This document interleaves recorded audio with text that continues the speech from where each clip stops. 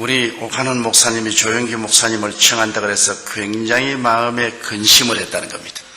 순복음 교회 스타일하고 우리 교회 스타일이 다른데 조 목사님이 와서 그냥 강단에서 춤을 추고 뛰고 그렇게 하면 이 일을 어떻게 감당하나 굉장히 걱정을 했는데 첫날 예배를 드리고 난 다음 안심을 했다. 그래서 그 메시지를 받고 아주 대단히 저도 마음이 기쁘고 안심이 되었습니다. 저는 원래 뛸 줄을 모르는 사람입니다. 그리고 흥분할 줄을 모르는 사람인 것입니다. 저는 조용하고 차분하기를 원하는 사람인데 왜 하나님이 저를 장로교 목사로 만들고 순복음교회 목사를 만드는지는 알 수가 없습니다. 사실은 저희 신앙 교리도 우리 순복음교회하고는 맞지가 않습니다. 나는 하나님의 절대 주권을 믿는 사람으로서 갈방주의의 예정론을 강하게 믿는 사람입니다. 그런 사람인데 왜 순복음교회 목사가 돼가지고서 성령운동을 하는지 사람으로는 알 수가 없습니다. 그러나 제가 오카논 목사님을 만날 때마다 늘 감상해 생각하는 것은 오카논 목사님 같은 신분이 계심으로 성령운동과 제자 훈련 운동을 연결할 수 있는 다리를 만들어 주시다는 것입니다. 그래서 이 성령운동과 제자 훈련이 함께 손을 잡으면 한국 교회를 만세반세 위에 세우고 세계 교회를 살릴 수 있는 큰 저력이 생겨난다고 나는 확실히 믿습니다. 이를 위해서 여러분께서 꾸준히 기도를 해 주시기를 바랍니다. 오늘 저는 성령님에 관해서 말씀을 나누고자 합니다. 구약 4000년 동안은 삼위일체 하나님 중에 성부 아버지가 정면에 나와서 일을 하셨죠. 그러나 하나님께서 구약에 약 300번 이상으로 아들 예수님을 보내주겠다고 예언하시는데 그 예언대로 2000년 전에 예수님이 삼위일체 하나님 중에 정면에 나오셔서 아들의 시대가 왔었습니다. 그러나 33년 만에 예수님께서 십자가에 죽었다가 부활하시고 일을 마치시고 승천하실 때 주님은 바톤을 삼위일체 하나님 중에 제3위인 성령께 맡기고 가셨습니다. 이제 내가 가면 성령을 보내겠다고 하시는데 오순절 날에 말씀하신 대로 성령이 임하여서 오늘날 우리가 사는 이 2000년 동안 복음시대에는 성령이 정면에 나와서 일하는 성령의 시대인 것입니다. 성령께서 오늘날 우리 가운데 임하여 계셔서 우리와 함께 계시고 일하시고 계시고 아버지도 성령님을 통해서 아들도 성령님을 통해서 일하시는 것입니다. 그러므로 성령으로 말미암지 않고는 그리스도를 주라고 할 수가 없습니다. 성령으로 말미암지 않고는 야훼 하나님을 아버지로 부를 수도 없습니다. 성령의 감동이 와야 믿게 돼요. 여러분 오늘 예수 그리스도를 믿었다는 것은 한 사람 한 사람이 모두 다 성령님의 감동을 받았기 때문에 예수를 믿게 된 것입니다. 제가 시대문에 목회할 때 하루 비가 오고 날이 바짝했는데 이 우비를 입고 머리에 비를 잔뜩 맞은 30대의 아주 세련된 여인 한 사람이 제게 신앙 상담을 왔습니다. 그분은 우리 교인도 아니에요. 그런데 우리 교회에 와서 갑자기 신앙 상담을 요구해서 그래서 신앙 상담을 하는데 누군가 보니 그때 한국은행 총재 딸이었어요. 그리고 그 남편은 우리 한국이 나온 세계적인 암 전문 의학 박사였어요. 상복원 박사라고.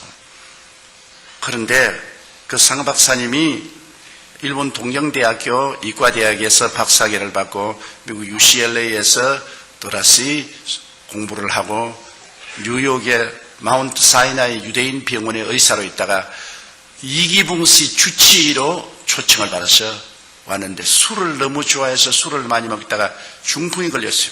뇌수술을 하고 한쪽이 마비가 되니까 부인에 대한 의처증이 생겼습니다. 부인이 굉장한 미인이에요. 그러니까 부인이 아무라 자기가 이렇게 이제 반신불수가 되고 하니까 다른 남자하고 사귀게 싶어서 부인을 무시무시하게 감시하는데 뭐 부인을 살 수 없게 해요.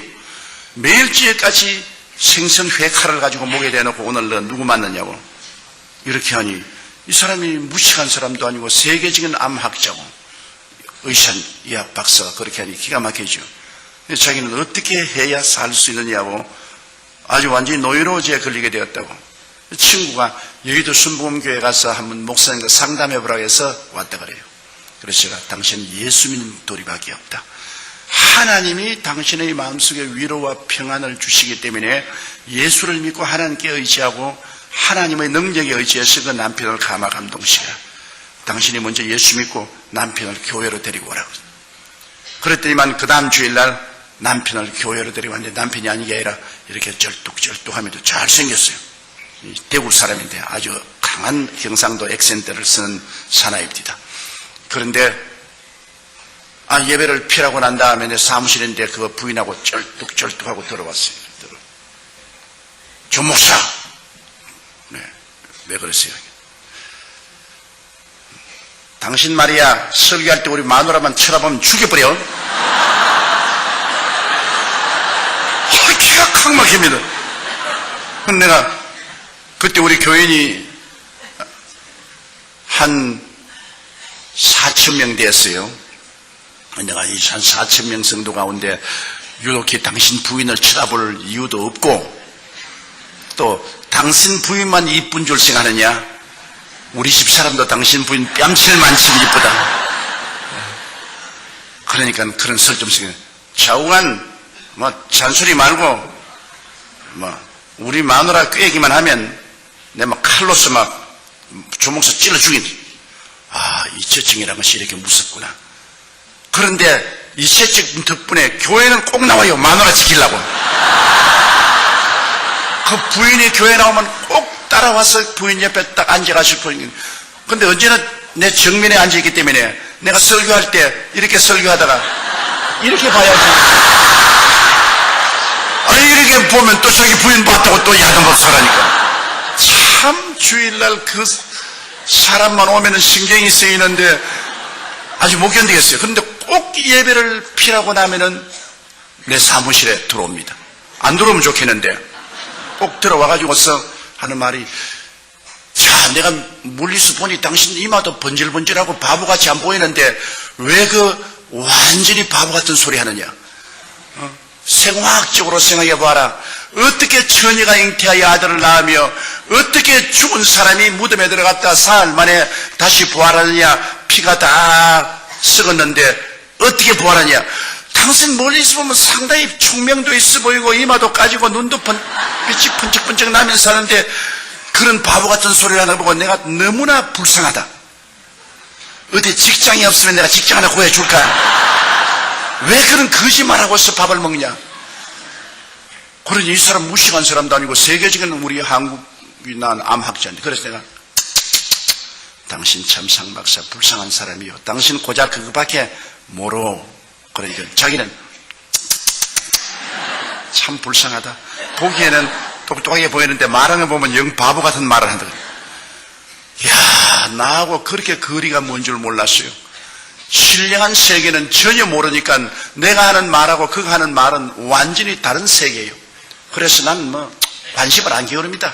내버려 놓고서 1년 동안 그 사람이 늘 나오면서 늘 저희 설교를 비평을 합니다. 바보 같은 말이라든지 사리에 맞지 않다, 비과학적이다, 지식이 없는 무식한 소리다. 그래도 귀뚱으로 들었는데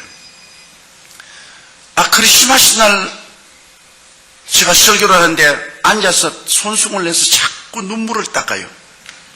그래서 그 사람이 언제 우느냐. 부인하고 싸우면 웁니다. 그래서 내가 크리스마스 아침부터 싸웠구나. 우는 거 보니까 자꾸 눈물을 닦더니만 근데 예배를 피하고 난 다음 내 사무실에 또 왔어요. 그래서 장 박사 왜 크리스마스 날 아침부터 부인하고 싸웠느냐. 또 울게 하니까 안 싸웠어. 그럼 왜 울어요? 나 말이야 당신에게 와서 바보 같은 소리 1년 동안 듣다가 스키스프레니아 정신분열증이 걸렸어. 오늘 아침에 당신이 무슨 동정녀가 아기를 낳고 말이야 그가 하나님 아들이고 그런 소리 하는데 내 머리로서는 전부 바보 같은 소리 같은데 내 마음이 떡 꺼내지더니만 당신 말이 다 믿어지지 않냐? 그러니 이게 정신분열증의 증거라고. 마음이 뜨거워져서 머리는 안 믿는데 마음은 믿어지는 것은 정신분열증이에요. 그러므로 당신에게 와서 1년 동안 설교 듣고 바보 같은 말 듣다가 내가 정신분열증 걸렸는데 책임져 고쳐! 나보고 고쳐줘! 그래서 잘 걸렸다. 당신 그 정신분열증은 천당 가는 정신분열증이다. 그게 걸려야 천당을 간다. 내가 그 고칠 약을 줄게. 그 무슨 약이냐? 구약과 신약이 있다. 당신이 이제 이 성경을 가지고 와서 구약과 신약을 읽는데 구약은 좀 어려우니까 마태복음 신약부터 읽어라. 이거를 한 번 다 읽고 나오면 내가 기도를 해서 당신 그 병을 고쳐줄게. 또 훌륭한 학자는 단순합니다. 성경을 가지고 가서 그때부터 성경을 읽는데 미친같이 신약을 읽고 구약을 읽고 완전히 거듭나버리는 겁니다. 완전히 새 사람이 됐어요. 아직까지도 머릿속에는 많은 퀘션이 있는데 그 마음은 성령으로 말미암아 진리가 계시되어서 변화돼서 그때 내가 너무나 뚜렷이 깨달은 것은 성령의 역사는 머리를 통해서 들어가는 게 아니라 마음을 통해서 들어가는구나. 지식적으로 변화를 받는 게 아니라 마음에 중생하니까 마음이 달라져. 그 좋은 머리를 가지고 마음이 세속에 있을 때는 자꾸 그리스도를 반대하더니만 그 다음에 마음이 달라지니까 또 그 좋은 머리를 가지고서 동정의 탄생을 할 수 있다고 또 증명을 하기 시작하는 겁니다. 그가 하는 말이 amphibious animal이라고 해서 양서류 동물인 물에도 살고 무태도 사는 뱀이나 개구리 같은 것은 알을 수컷이 없어도 바늘로 찔러주어 이제 전기 자극만 주면은 그대로 부화가 되어서 나와요. 수컷이 없어도. 그래서 하는 말이 양서류 동물은 우리가 생물학적으로 보아도 수컷이 없어도 전기 쇼크를 주면은 부화가 돼서 새끼가 나오는데 하물며 동정녀 마리에게 성령의 쇼크가 왔는데 아들 낳는 거는 시간 죽먹겠지 뭐. 옛날에 그렇게 그 좋은 머리로 가지고 반대하던 사람이 이제 마음이 변하니까 또 그 좋은 머리로 예수님이 동정녀 탄생하는 것은 과학적으로 증명할 수 있는 문제고 당연한 문제라고. 그러고 열렬히 그리스도를 전도하더라고요. 하루는 아주 막 화를 이렇게 내서 왔어요. 의사협회에 가서 있는데 자기가 예수를 전도하니까 당신 같은 말이야 학식 있는 사람이 그래요. 그 무식한 소리하고 예수를 믿냐고. 그래가 싸움을 막 대단히 하고 왔어요. 이놈의 새끼들 다 때려 죽여버리려고 내가.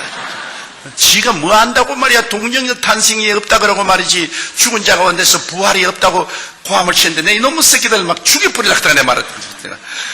사람을 살려야지 죽이면 어떻게 하냐고. 근데 당신은 올챙이 개구리의 올챙이 씨를 모른다고. 당신이 옛날에 그렇게 동정녀 탄생 반대하고 부활을 반대하더니만 이제 당신 당하지 않느냐. 당신 나에게 핍박한 것만큼 당신도 당해봐야 한다고. 그놈들 말이야. 지가 뭘 잘한다고 조그만한 머리 가지고서 성경을 반대를 하고 달라드느냐고.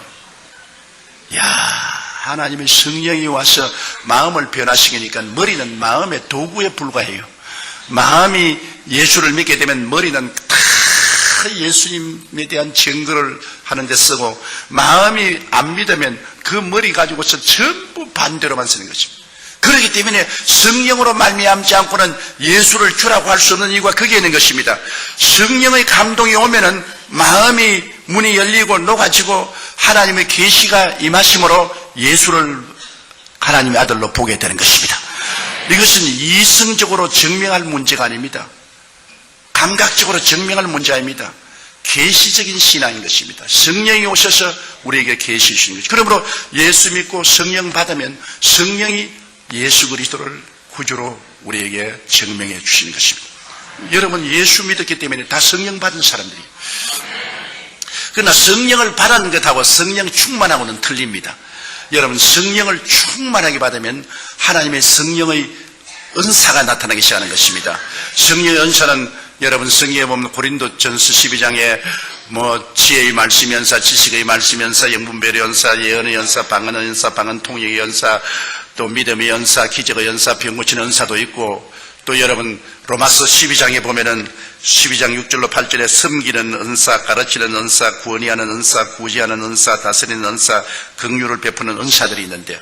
성령 충만하게 받으면 성령 충만은 여러분과 나를 봉사할 수 있도록 만드는 은사를 주시는 것입니다.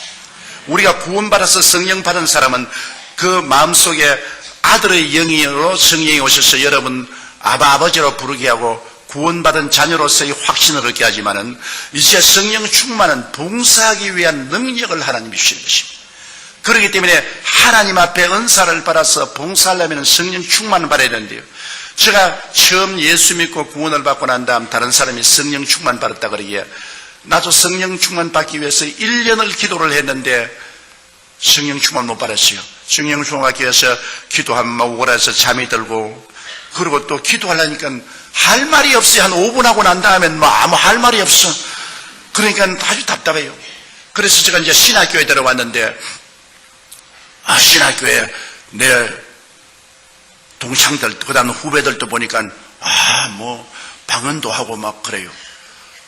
난 영 아니라. 그래서 제가, 너희들 방언한다고 큰 소리 하느냐? 나는 방언 안 해도 너희들보다 훨씬 낫다. 그런 큰 소리 했는데, 저하고 같이 동역을 하다가 나중에 저희 장모님이 된 최하실 목사님이 제가 동창을 들어왔는데, 내가 20대인데 이제 40이 넘어서 학교를 들어왔어요.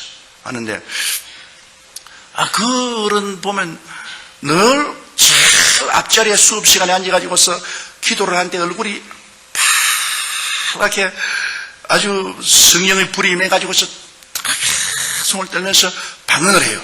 방언을. 그런데 내가 부럽기도 하고 밉기도 하고 그래가지고서 무식한 사람들이 그런 쓸데없는 소리 한다고 말이야. 알아듣지도 못한 말 무엇 때문에 하느냐 말이야. 아는 말로 해야지 모르는 말 그런 것 왜 하냐. 그렇게 했는데 토요일마다 우리 신학생들이 바고다공원에 전도를 나갔어요. 제가 학생회장이고 그때 그 최하실 목사님이 전도부장이었는데, 이제 제가 북을 들고 이제 북을 치면서 매 토요일마다 바고다공원에 가서 주 예수의 강림이 부르나니 하고 찬송을 부르고 이제 바고다공원에 할 일 없는 사람 모인 사람이 다 모여오잖아요. 그럼 설교를 하는데요. 왠지 나는 훨씬 최하실 목사님보다도 조리 있게 서론 본론 결론을 만들어서 설교를 하는데 나만 설교하면 싸우자고 달라들어요. 거기 있는 사람들이 막 주먹을 휘두르고 집어치거나 고함을 치고 나에게 막 고통을 주고 핍박을 주는데, 최하실 목사님은 서론 본론도 없이 두루뭉술이 설교를 하는데도 다 사람들이 알아듣고 박수도 치고 또 다고 나면 더 하라고 하고. 그런데 내가 가만히 생각해, 참 이상하다. 나는 최 목사님보다 훨씬, 최하실 집사입니다. 최 집사님보다 훨씬 내가 웅변적이고 논리 정연하고 지식적으로 설교하는데 나보고는 대들고, 최하실 목사님 두루뭉술이 같이 그냥 저런 설교를 하는데 내가 봐도 웃었는데, 그거는 말이에요. 보고서 그냥 박수도 치고 어떠한 사람 와서 안수교회 받겠다고 머리도 내밀고 그러고 더 하라고. 그래서 내가 물었습니다. 그렇게 두루뭉술이하고 설교해도 사람들이 좋아하고 말이에요. 머리도 내밀고 안수도 해달라고 하는데 그거 왜 그랬어? 내가 설교 훨씬 잘하는데. 그러니까 조 회장은 성령 충만하지 않지 않아. 나는 성령 충만하고 방언 기도도 하고 그러므로 말미암아 나는 매일같이 기도를 3시간 이상씩 하는데 학생 회장 하루에 얼마나 기도하나? 한 30분 기도한다. 꽤 30분 기도해가지고서 가마감동 오느냐. 그래 내가 속으로 결심했어. 나도 성령 충만 받아야겠다. 나는 예수 믿고 성령 받았지만 이제 봉사하는 능력을 얻기 위해서는 충만 받아야겠다. 그래서 상가산에 이제 성령 충만 받아 기도하려고 내 친구와 같이 이마치 큰 속방을 하나씩 사가지고서 배고플까 싶어가지고서 그걸 이제 들고서 그 상가산 위에 올라가서 그때는 바위에 그렇게 맑은 물이 흘러내렸습니다. 여름에 양말 벗어놓고 물에 발을 당겨놓고 그러니까 찬송을 부르면서 자꾸 빵을 뜯어먹기 시작했는데 저녁 어두우니까 빵 다 뜯어먹었어요. 그래 우리 둘이가 소리치고 빵 다 먹었다. 내가 지금 배고프면 어떻게 하니? 내려가자. 그 산에서 내려가 버려 말았어요. 그래 성령 그래 어떻게 봤습니까? 그래 도저히 안 되겠어. 그 다음에는 토요일날 결심하라고 빵을 안 가지고 이제는 마음속에 죽기 아니면 살기로 결심을 했습니다. 마음속에. 그런 결단이 있어야 돼요. 내가 성령 받지 않고는 내가 산에서 안 내려오겠다고. 상각산 제일 꼭대기에 올라갔습니다. 못 내려오려고요. 그 밤이 되니까 아이고, 여름, 이 짧은 반소매 입고 왔는데 얼마나 춥던지 여름인데도 모기는 자꾸 달라들지요. 어떠니 절벽이니 내려올 수도 없는데 기도는 한 30분 하고 나니까는 미천 다 떨어지고 할 거는 없지요. 야, 죽겠대요. 시간은 안 가는데 기도는 할 것도 없고, 그리고 모기는 달라드는데 또 무슨 생각이냐면, 그때는 상하산에 가끔 범이 나타난다고 그랬습니다. 야, 이 또 밤에 또 범이 나타나면 난 죽지 않겠나. 그래가 또 범하고 싸우겠다가 돌을 잔뜩 모아가지고서, 그래가 이제 돌을 손에 들고서 눈을 감으면 온 천지에 뱀이 올라오는 것 같아요. 눈도 못 감고 눈 뜨고 돌 뜨고서 성령 주옵소서, 성령 주옵소서, 성령 주옵소서. 범 오면 때리려고. 그러니까 이거 기도도 안 되고 말이지. 나중에 밤 12시가 넘어 1시, 2시니까 허기증이 다가오고, 한기가 오고 죽겠더라고요.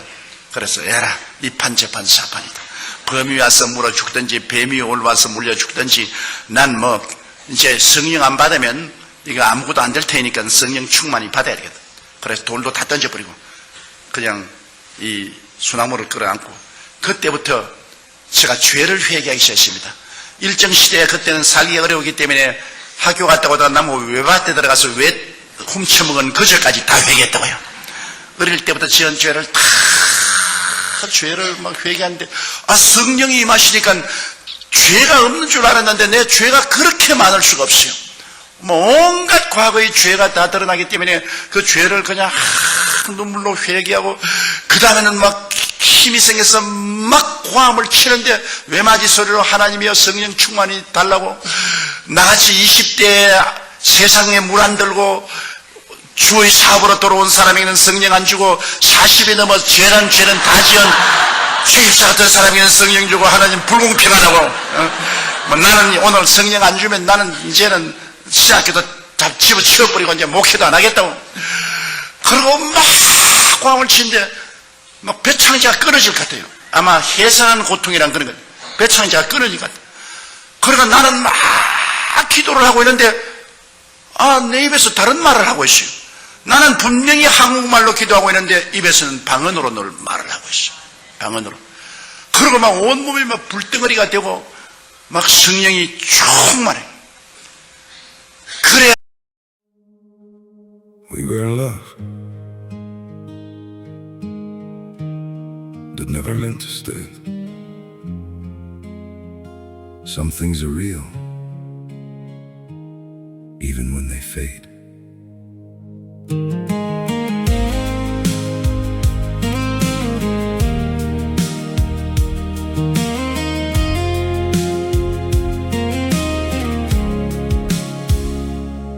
I used to think if we kept holding on, we could bend the truth somehow.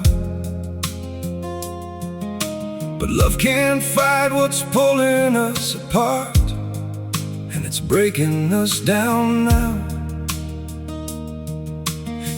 그때 그 성령 충만의 체험을 하고 난 다음부터 신학교를 졸업하고 제가 불광동에 개척을 갔는데, 방언을 하니까 하루에 5시간 기도를 할 수 있어요.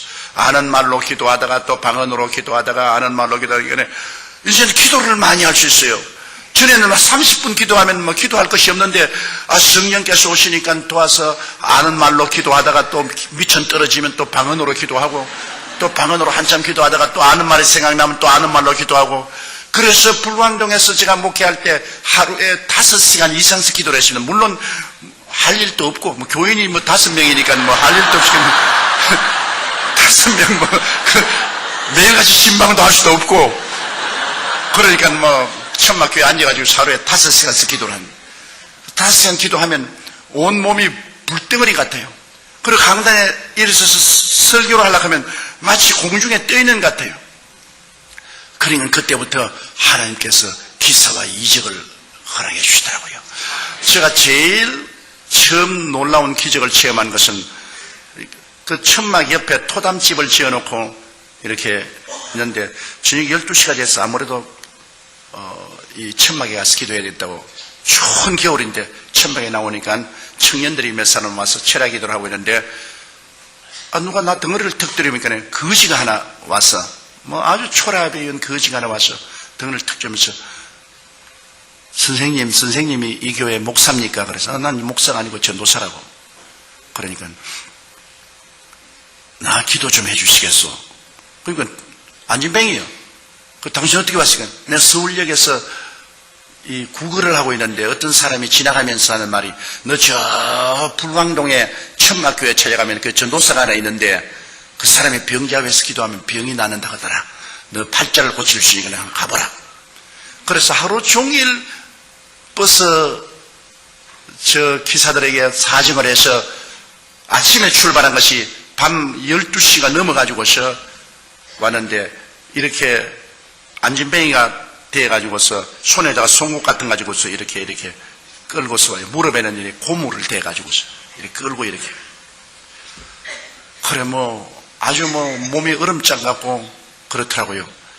그래서 내가 그 전도사인데 아유 날 좀 살려주십시오. 나는 안진뱅이가 되어서 이렇게 다 이게 얻어먹기도 너무나 고통스럽고 그래서 내가 이건 내가 겁이 나기 때문에 야 너 예수 안 믿는 사람은 아무 기도해도 소용이 없다 그래. 변명하려고 그러니까 믿겠습니다. 그것도 믿겠습니다. 또 할 수 없이 예수교로 인도하고 난 다음에 그 몸에다 손을 얹고 기도하려니까 내 믿음이 하나도 없이 다 날아가 버린 거라. 한 방울도 내 마음에 믿음이 안 있어. 기도도 안 나와요. 왜냐? 이런 사람이 어떻게 낫노 말이야. 완전히 보니까 이 다리가 둘이가 말라가지고서 나무 같아요. 이 지팽이 같아요. 그 무릎 밑에는 지팽이 같아요. 근데 나는 그런 거 낫는 것도 못 봤고, 성경에 금과 은은 내게 없어. 내게 있는 것으로 내게 주지. 나사렛 예수 이름에 일어나라는 그 말만 내가 기억이 나서, 에라, 한번 써먹어야 되겠다고. 그래서, 아무래도 내 느낌도 오겠어. 탁 일어나라. 나를 쳐다봐라! 금과 은은 내게 없으나 내게 있는 것으로 내게 주러니 나사렛 예수 이름으로 일어나라! 그 잡으니까 댕그라고 달려 일어나지. 안 나왔어요. 그러니 베드로와 요한은 되는데 나는 안 된다고. 근데 베드로와 요한은 내게 있는 것으로 내게 주니까 내게 있는가 보니까 내게 아무것도 없어요. 내게 아무 믿음도 없다고. 그래서 야, 나 안 되겠다. 여기 앉아있어라. 나 믿음을 좀 얻어야 되겠다. 그래서 내가 앞으로 나가서 흙으로 이렇게 강단을 만들어 놨는데 그 흙 강단에 엎드려가지고 하나님 왜 저런 거를 보내가지고서 나를 이렇게 고통을 줍니까? 나는 못 고칠 줄 주님이 알지 않습니까? 근데 저 불쌍한 놈 저 나를 기대하고 왔는데 저거 나 어떻게 보냅니까? 그러니 주님이 죄를 제 발로 걸어 나가게 하든지 안 그러면 내게 능력을 주셔서 고쳐주는지 어떻게 일을 해줘야지 어떻게 합니까? 그러고 난 다음 기도가 안 되기 때문에 방언으로 내가 기도를 몇 시간을 했는지 모르겠어요. 그냥 눈물을 흘리고 그냥 부르짖고 기도하는데 갑자기 마음속에 하늘 문이 열리더니 믿음이 뭉게구름같이 오는데 나중에는 내가 어떤 느낌이냐면 내 손가락으로 지구를 이렇게 밀면은 지구가 밀려갈 것 같아요. 그런 마음의 믿음이 들어오더라고요. 그래서 이제 또 거기 같이 그래서 청년들 보고 이렇게 잡아라. 그러고 난 다음에 무릎을 잡고서 아무리 하나님 고쳐달라고 기도해도 안 될 것 같아요. 그래서 에라까지건 산수 합산에 갈지라도 이렇게 해봐야 된다. 내가 무릎 위에 올라섰어요. 올라서 예수 이름으로 나라고 확 굴려버리니까 뼈가 뚝뚝 크더니만 와이고 목사가 사람 잡는다.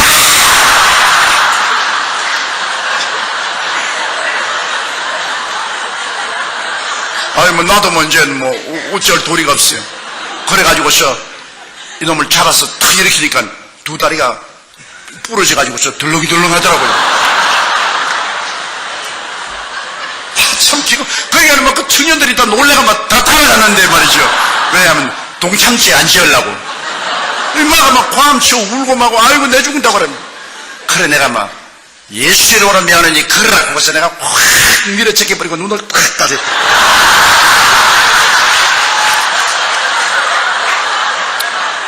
지금은 제가 웃지 그때는 웃을 형편이 못됐어. 그러니 또 청년들이 고함을 치고 뭐 박수를 치고 야단이요. 그래 눈을 떠보니까 인마가 막 천막 주위를 뛰는데 나와가지고 있어.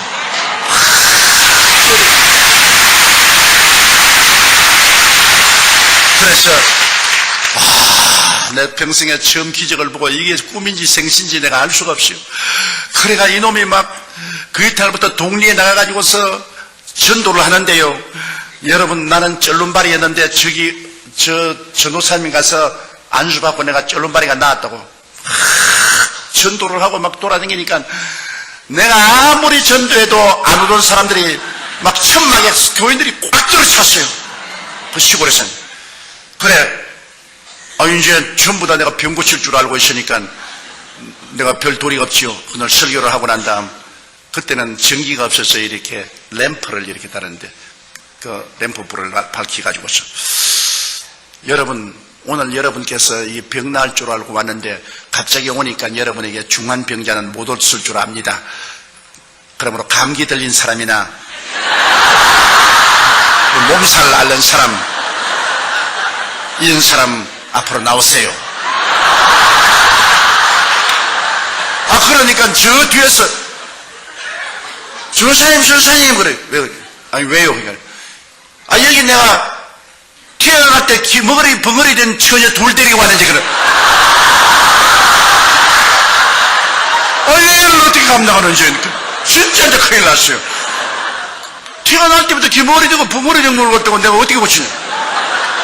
자 그래도 못한다 할 수는 없고 에라 막 이것도 또 이판 저판이다 그래 막 아랫도리가 팍 떨리는데 속으로 데려와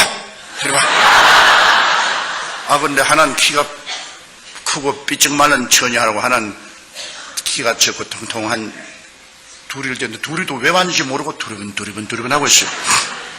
그건 내가 어디서 데리고 왔니까 절름발이가 나왔다고 그러고 또 오늘 집회 있다고 그러게 내가 가서 이 기머리 벙어리들이 모여 사는 곳에 가서 둘이를 데리고 왔다 그래요. 내가 막 쥐어받고 오십니다. 오늘 막 개꾸 머리 아픈 사람이나 감기 들린 사람만 왔으면 그거 무시한데 그건 나은지 안 나은지 모르잖아요. 그러니까 만수해주면 막 오케이 되는데 이거는 정말 기머리 벙어리고 이거는 어쩔 도리가 없잖아요.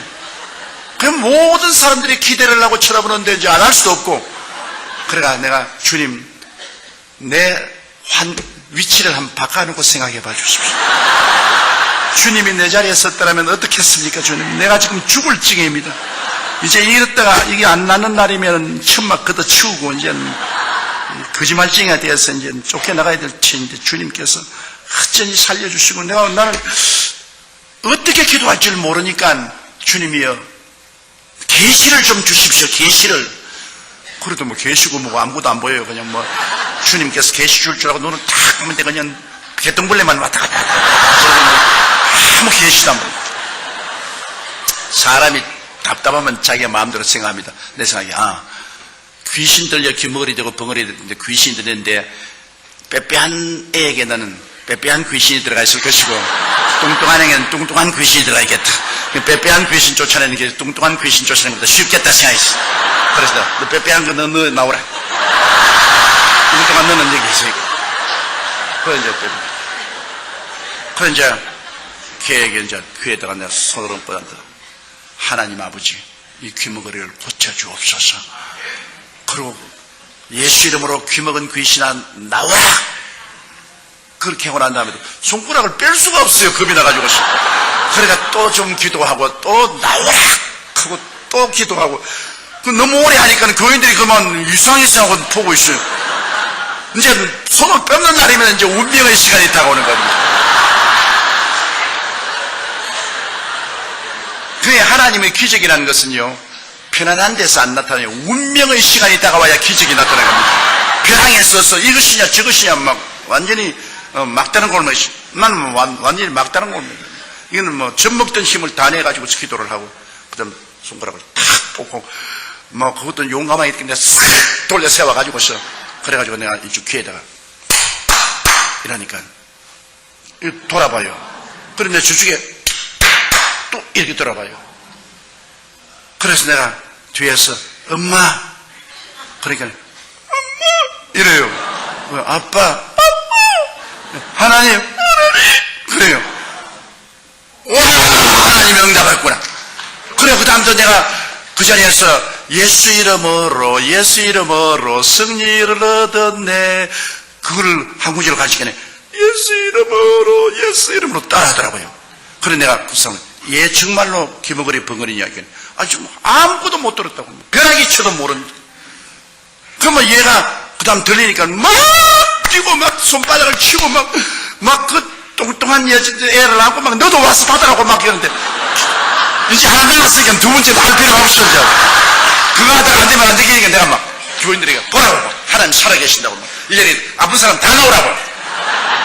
그러니까 아픈 사람이 막 다 나오잖아요. 그러니까 막 내가 머리를 막 너도 나가라 가지고 너도 나가.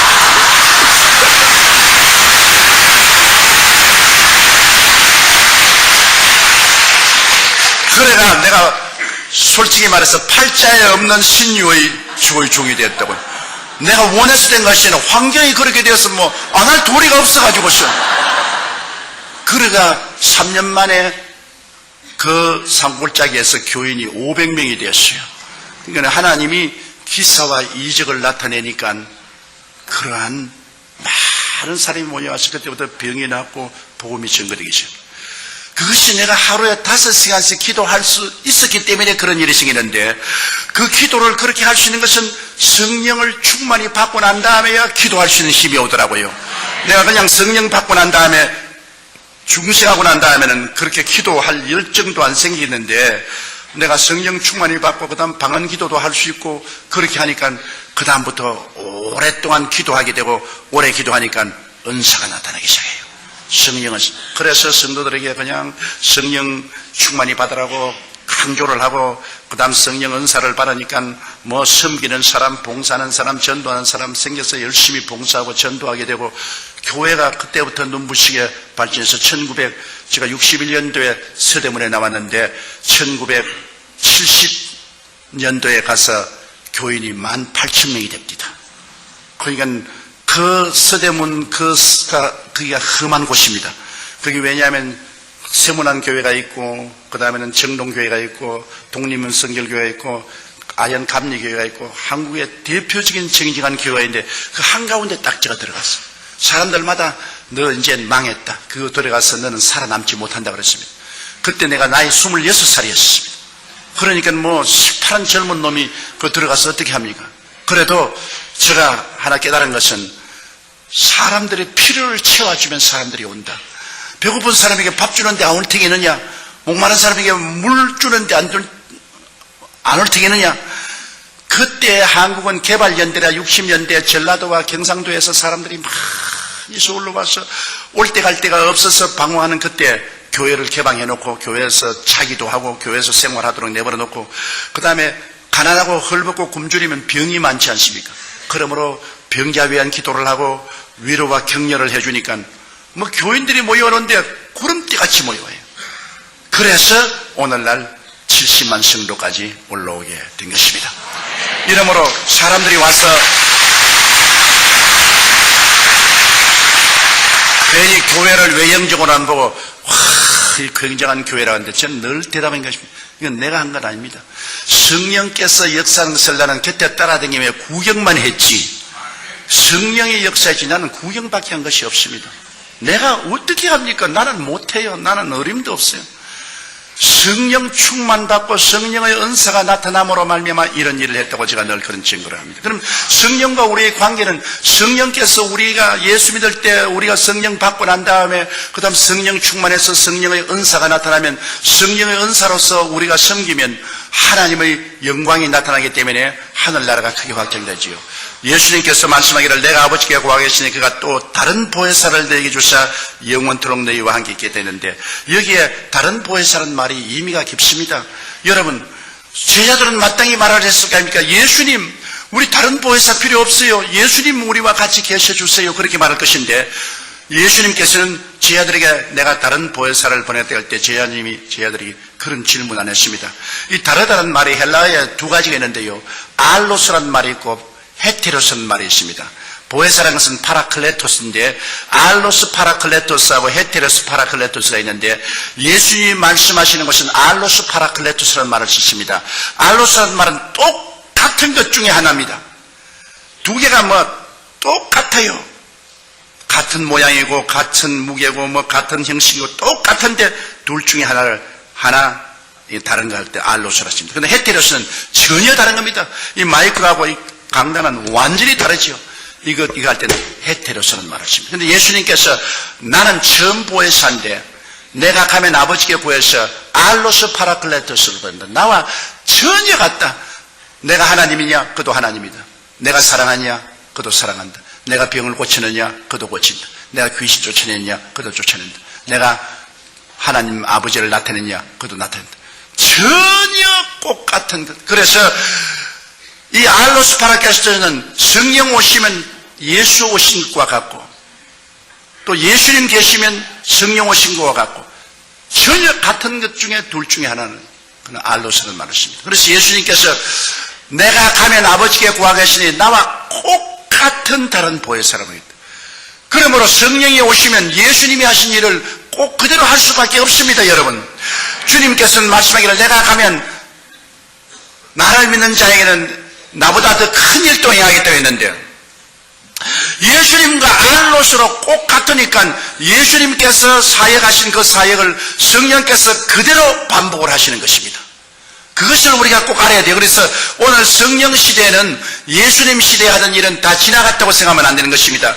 예수님 시대에 구원하던 사역은 오늘날 또 계속되고 예수님 시대에 귀신 쫓아내는 사역도 오늘날 예수 이름으로 그대로 되고 예수 이름으로 병자를 고치는 사역도 그대로 이루어지고 예수 이름으로 변화를 가져오는 것도 성령이 그대로 하는 것입니다. 성령 오심은 바로 예수님 오심과 꼭 같은 것입니다. 그런데 이제 여기에 보혜사란 말이 의미가 상당히 깊습니다. 보혜사란 말은 영어로는 컴포터, 위로자라고 말하고 한국은 보혜사라고 하는데 원래는 헬라의 법정에서 사용하는 말인 것입니다. 파라클레토스라고. 그것을 설명하기 위해서 제가 하나의 간단한 예를 하나 만들면 어떤 큰 부잣집 아들이 있었는데 아버지가 굉장한 부자예요. 그러나 그 아들은 좀 머리가 둔해서 이 행정 능력이 없어요. 그러므로 구약시대에서는 예배란 것이 성전에서 이루어진 것입니다. 그런데 성경에는 오늘날 내 몸은 하나님의 성령이 거하는 성전이라고 했으므로 우리는 오늘 예배드리기 위해서 구약시대처럼 반드시 성전을 찾아갈 필요는 없습니다. 우리 몸이 바로 성전이기 때문에 우리 몸을 갖고 우리 있는 그 자리에서 하나님께 기도드리고 예배드릴 수가 있습니다. 그러므로 오늘 우리가 우리 몸을 가지고 하나님께 예배를 드릴 때 어떠한 형태로 드려야 하나님께서 우리 예배를 기쁘게 받아주시고 우리 기도를 기쁘게 받아줄 수 있겠습니까? 이것은 구약의 성전을 통해서 이스라엘 백성이 예배드리는 모습을 우리가 오늘 신약에서 배우면 우리 기도는 단결하고 효과적이고 하나님이 기쁘시게 받아들일 수 있는 기도를 드릴 수가 있는 것입니다. 구약의 성전은 성전뜰과 성소로 되어 있고 성소는 반이 갈라져서 들어가면 처음은 성소요, 그 다음은 커튼을 치고 그 뒤에는 지성소로 되어 있는 것입니다. 이러므로 그 구약시대의 예배의 모습을 우리가 오늘 이 시간 한 단계 한 단계 알아보므로 신약시대에 우리 몸을 가지고 우리가 집에서나 직장에서나 들에서나 간결하게 기도 드릴 수 있는 모범을 함께 배워보기로 하겠습니다. 첫째로 구약시대는 하나님께 예배드리려면 반드시 성전뜰에 먼저 들어가야 되는 것입니다. 성전뜰에 들어가면 거기에 놋제단이 있습니다. 이 놋제단은 죄 지은 이스라엘 백성들을 위해서 그곳에 제사장이 짐승을 잡아 피를 뿌리고 짐승을 불태워서 하나님께 제사드리는 곳입니다. 이 놋제단에 들어가야 비로소 죄사함을 받게 되는 것입니다. 이렇기 때문에 죄를 지은 사람은 혹은 염소나 양이나 송아지나 이런 것을 가지고 와서 그 위에 손을 얹고 간절히 자기 죄를 고백하고 그 짐승을 그 사람 대신 죽여서 피를 뿌리고 그 기름은 불사르고 이렇게 함으로 그 죄사함을 받게 되는 것입니다. 바로 이것이 오늘날 우리 예배에서 제일 처음 언제나 이루어져야 되는 것입니다. 여러분, 우리와 하나님 사이를 막아놓는 것은 죄악의 담입니다. 이 죄악의 담을 우리가 흘러야만 하나님 앞에 예배가 될 수 있는 것입니다. 우리는 매일매일 아무리 죄를 짓지 않고 살려고 해도 죄를 짓게 됩니다. 그렇기 때문에 하나님께 나올 때마다 우리 죄를 고백하고 우리 죄를 씻고 하나님 앞에 서야 되는 것입니다. 그러므로 우리가 하나님 앞에 예배드릴 때 구약시대 놋제단에 와서 그들의 죄사함을 바라는 것처럼 우리는 반드시 예수 그리스도의 십자가 앞에 나와서 하나님께 예배를 드려야 예배가 되는 것입니다. 그럼 어떻게 할까요? 우리가 하나님께 예배드리고 기도하려고 할 때는 반드시 하나님 앞에 나와서 하나님 앞에 그리스도의 십자가와 그 보배로운 피를 감사하고 찬양드려야 되는 것입니다. 하나님 아버지, 나 같은 죄인을 위해서 하나님의 아들 예수님이 오셔서 십자가를 걸머지시고 몸을 찢고 피를 흘리셔서 나의 일생의 죄악을 다 담당해 주신 것을 감사하게 생각합니다. 예수님이 십자가에 설리신 그 보배로운 피 때문에 나는 오늘 죄사함을 받고 하나님과 화평을 누렸었으며 그 보배로운 피로 말미암아 치료함도 받고 저주에서 해방도 얻고 천국 가는 영생의 길도 열렸으니